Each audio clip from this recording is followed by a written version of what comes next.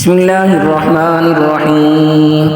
تبارك الذي بيده الملك وهو على كل شيء قدير، الذي خلق الموت والحياة ليبلوكم أيكم أحسن عملا وهو العزيز الغفور، الذي خلق 7 سماوات طباقا ما ترى في خلق الرحمن من تفاوت فارجع البصر هل ترى من فطور ثم ارجع البصر كرتين ينقلب إليك البصر خاسئا وهو حسير، ولقد زينا السماء الدنيا بمصابيح وجعلناها رجوما للشياطين وأعتدنا لهم عذاب السعير، وللذين كفروا بربهم عذاب جهنم وبئس المصير. إذا ألقوا فيها سمعوا لها شهيقا وهي تفور تكاد تميز من الغيظ، كلما ألقي فيها فوج سألهم خزنتها ألم يأتكم نذير، قالوا بلى قد جاءنا نذير فكذبنا وقلنا ما نزل الله من شيء إن أنتم إلا في ضلال كبير. وقالوا لو كنا نسمع أو نعقل ما كنا في أصحاب السعير، فاعترفوا بذنبهم فسحقا لأصحاب السعير. إن الذين يخشون ربهم بالغيب لهم مغفرة وأجر كبير.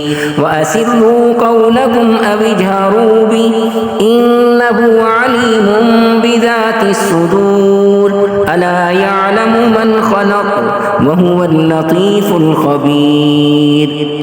هو الذي جعل لكم الأرض ذلولا فامشوا في مناكبها فكلوا من رزقه وإليه النشور. أأمنتم من في السماء أن يخسف بكم الأرض فإذا هي تمور، أم أمنتم من في السماء أن يرسل عليكم حاصبا فستعلمون كيف نذير. ولقد كذب الذين من قبلهم فكيف كان نكير. أولم يروا إلى الطير فوقهم صافات ويقبضن ما يمسكهن إلا الرحمن إنه بكل شيء بصير. أمن هذا الذي هو جند لكم ينصركم من دون الرحمن إن الكافرون إلا في غرور. أمن هذا الذي يرزقكم إن أمسك رزقه بل لجوا في عتو ونفور. أفمن يمشي مكبا على وجهه أهدى أمن يمشي سويا على صراط مستقيم. قل هو الذي أنشأكم وجعل لكم السمع والأبصار والأفئدة قليلا ما تشكرون. قل هو الذي ذرأكم في الأرض وإليه تحشرون. ويقولون متى هذا الوعد إن كنتم صادقين.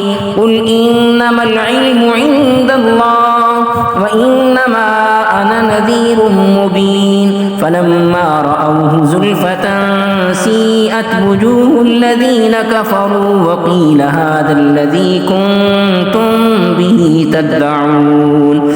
قل أرأيتم إن أهلكني الله ومن معي أو رحمنا فمن يجير الكافرين من عذاب أليم.